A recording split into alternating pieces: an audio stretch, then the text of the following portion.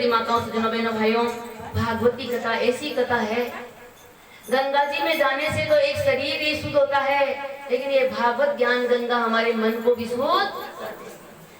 और नहाने के लिए साबुन भी लगाना पड़ता है, पर यहाँ पर तो साबुन भी लगाने की जरूरत नहीं है। ऐसी है भागवत कथा, कृष्ण की ऐसी कथा है।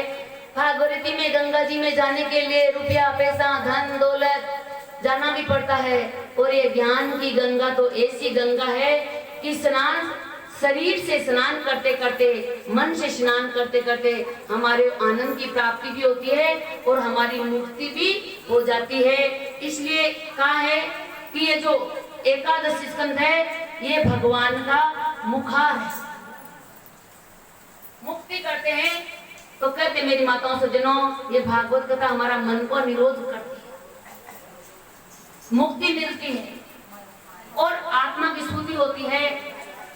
11वें स्कंद में कथा आई है, भगवान श्री कृष्ण को वैराग्य आने लगा है।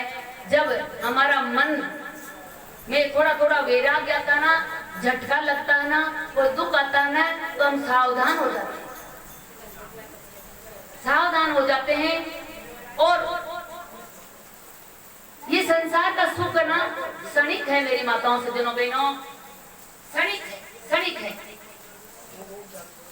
भगवान श्री कृष्ण अब तुलसीदास जी महाराज थे ना, उनके जवानी में उनको पत्नी से बहुत प्रेम था, प्यार था।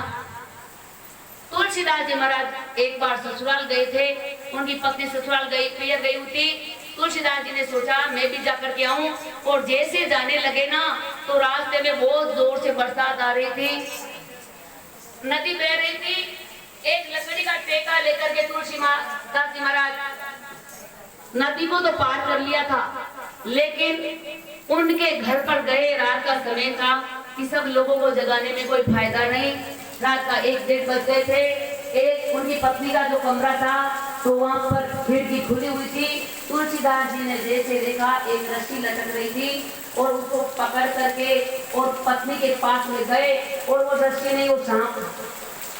तुलसीदास जी ने अपनी पत्नी को कहा, इतना पराक्रम करके मैं तुम्हारे पास